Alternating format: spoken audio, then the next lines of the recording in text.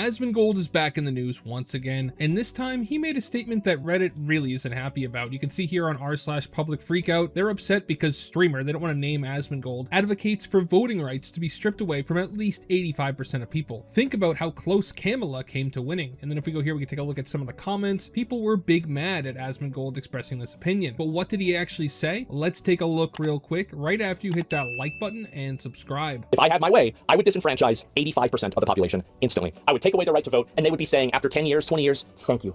Thank you so much for removing this burden from us. We no longer have to worry about this. We don't have to deal with this anymore. You're just going to have the people that are in charge deal with the issues about getting rid of the bottom 2%? Absolutely, yes. And so that's it. That's what I would do.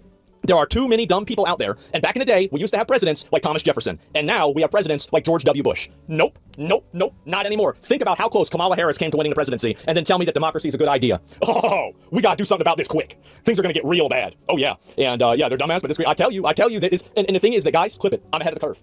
I'm just ahead of the curve.